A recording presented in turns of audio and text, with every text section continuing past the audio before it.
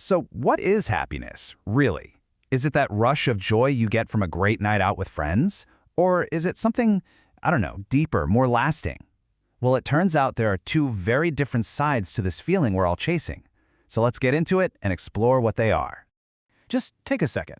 When you picture happiness, what do you see? For a lot of us, chances are it looks something like this, right? Sharing a meal, laughing with people you care about, just enjoying the moment.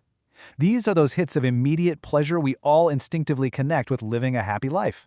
You know, this focus on pleasure, it actually has a name, and it's an idea that goes way, way back in philosophy: hedonism. Let's break down what that really means for us.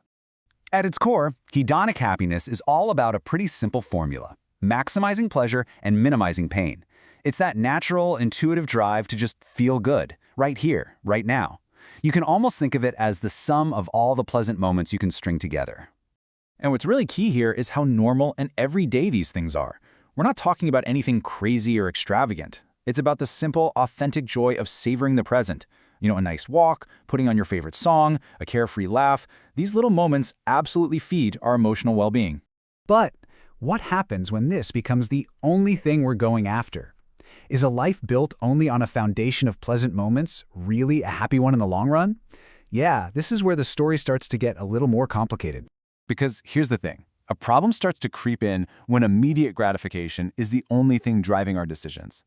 When that happens, we start to risk neglecting other really fundamental parts of a good life, you know? Things like personal growth, or having a sense of direction, or working towards something that actually means something to us. And this really gets to the heart of the trap. In the short term, a life focused on constant pleasure can feel absolutely incredible. You get this real sense of euphoria, these intense, great feelings. But over the long term, without a deeper purpose anchoring them, those same experiences can start to feel, well, a little fleeting, maybe even empty, because they don't really build towards anything. The framework that we're digging into today, which is called Happywise, gives this situation a very specific name: an imbalance. And it happens when the core pillars of our well-being get all out of whack. So what does this imbalance look like in practice? Well, that positive chemistry, that constant hunt for a feel-good buzz, it becomes totally dominant, but it comes at a cost.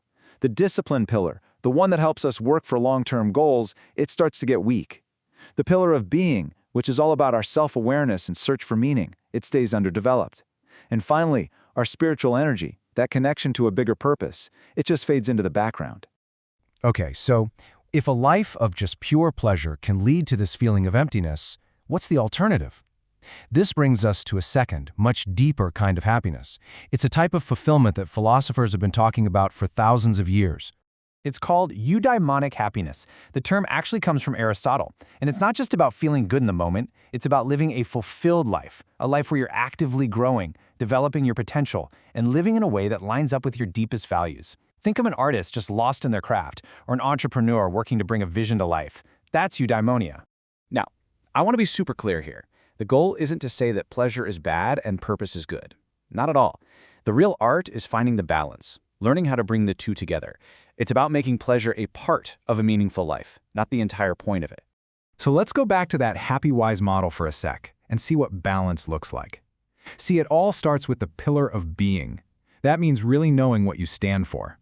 From there, discipline kicks in to turn those values into actual, concrete actions.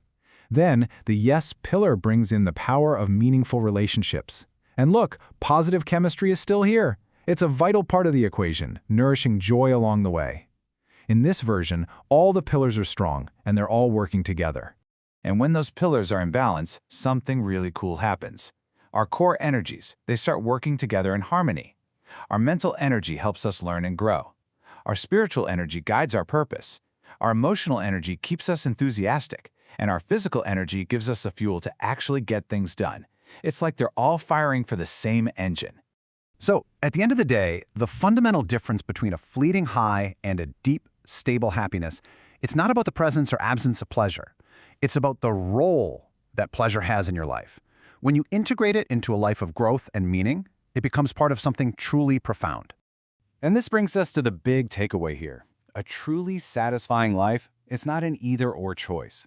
It comes from the balance of both sides, having the wisdom to really enjoy the beauty of the present moment, while also having the courage and the willingness to build something meaningful that's going to last. So the real question is, how are you balancing both in your own life?